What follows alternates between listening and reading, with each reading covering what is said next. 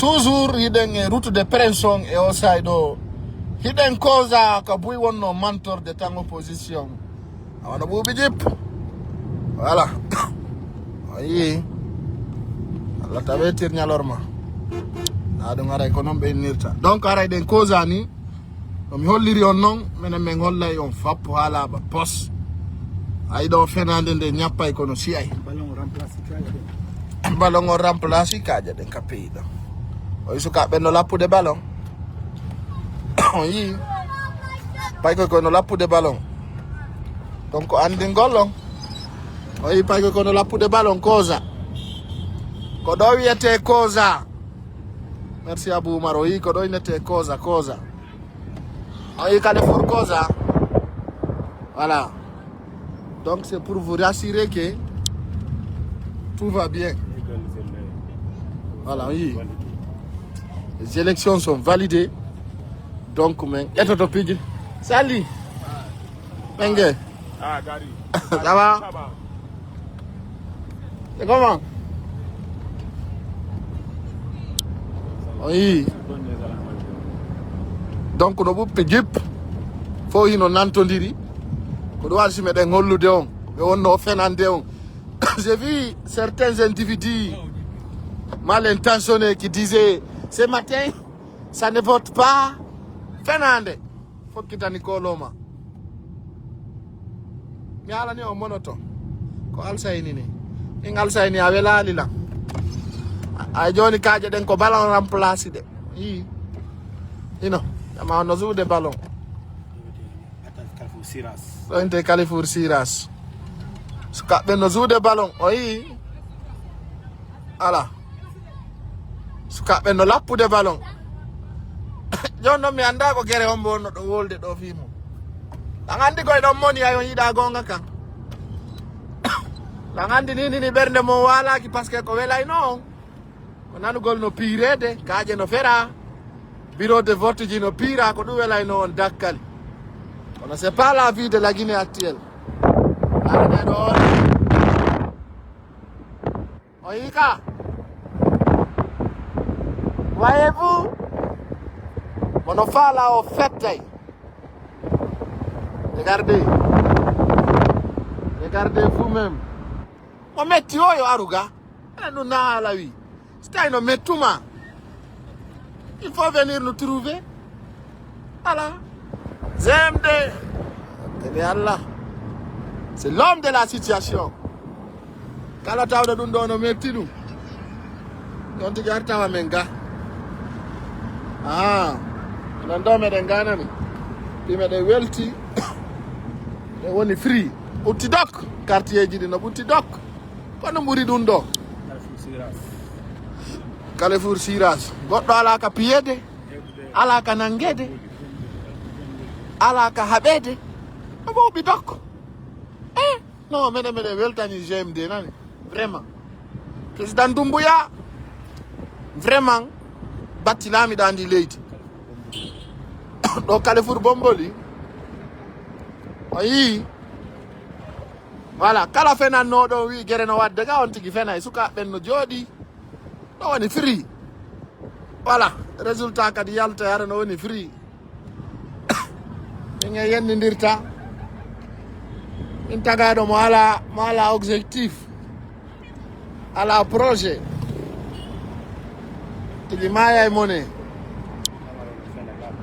e penale hulɓiniɗe noon goy na min mi yiɗa wolgol a inde o haalo a inde o ni pasa ko fen minnuma fenade si fotaniɓe wan babba e wonta eɓe luuɓe e ino do awa ɗo ko bambe to wona arede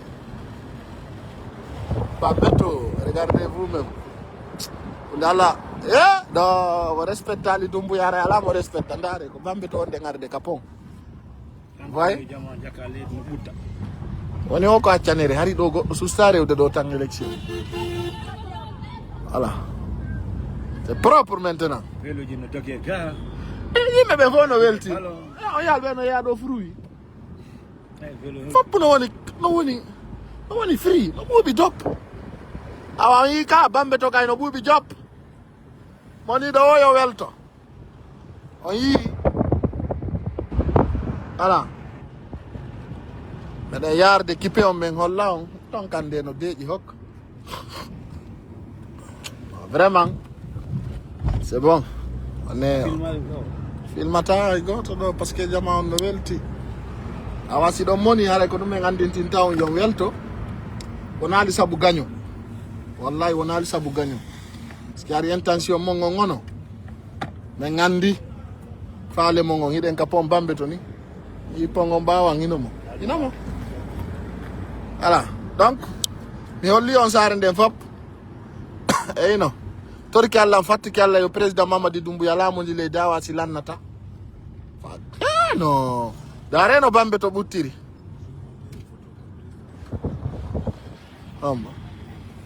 e Allah dareɗo hina o yi ko président Doumbouya waɗi ɗum ɗo voilà o yi to cité ji ɗi wona ɗon hollede ɗin holla on ani to lanɗon no gollude de menen ga natiyori e hino o yi regardez vous même o yi ka voilà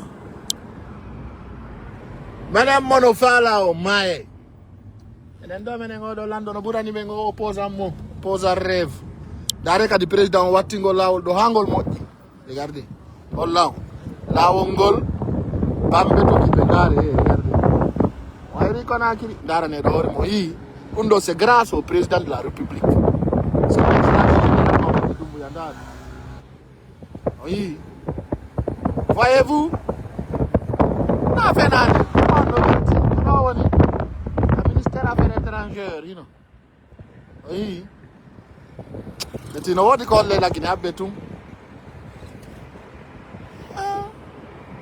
a wakkiloto moƴƴa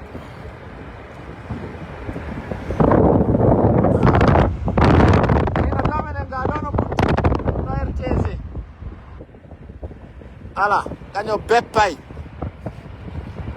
tere benkullunkum kaño maayay lagine kay enen ko fi guinéɓe ɓen gaño maayay mono moni on tigi darno guerda menen tout va bien et on est bien donc eno ko lawol kipe wona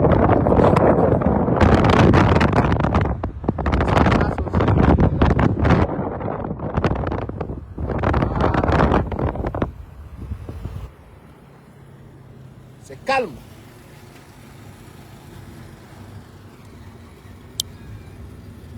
voilà ara fopp no welti no woni bien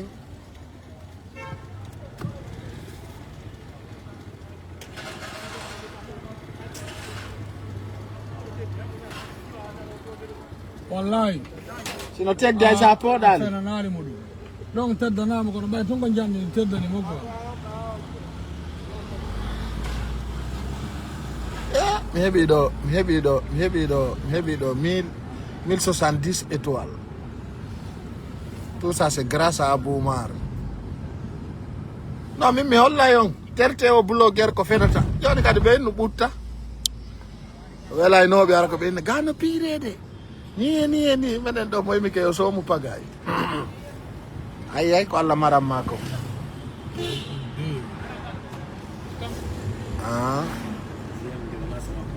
awanga ala sivude lan min mi dariki ha président on voti ɗa lando somi yahi bureau de vote onon ko hakkille woni on ala c'est à dire ɗon panique ɓe andina on tun haɓududo e amen wodo menen meɗen laamade ɗo 14 ans so Allah jaɓi aray ɗa mari combat mo 14 ans min ko ɗum mi mari komi haalanama o lutti ko min mi haaldata ɗum e mo nani min komi andintinta on tun nous on va diriger si 14 ans duuɓi sappo e nayyi meɗen ɗo voilà ko ɗum won nder toon oh tout va bien kay ɓe jooɗi ɗo ɓe fena non ça ne va pas ya en dis fopp ko weccale ko vidéo ji kiɓɗi ɓe woni publide ko ɓe wanno ko ala aray ko ɗum falno andintinde on jarama yo Allah hawti e reena soppoɓe guertonen guerton fuɗɗama juɗede kippe hande kadi ko ha weeta faalaɗo ñamude guerto welde o yo ar kippe guerto e firiti guerto e lokko guerto welde mawɗo minen ko ɗum anini men ni Mono fala sofinde gerto wulde kay o hewta e kippe ɗo tigiri a ñaama e gerto ha naafigi sintira e fuɗɗike sopputude go nani to kimpaje ɗe ɗum woni nder ton Abou Oumarou a jarama mono faala ñamude gerto lando kippe ara e ñaama gerto haara est-ce que ono hoɗo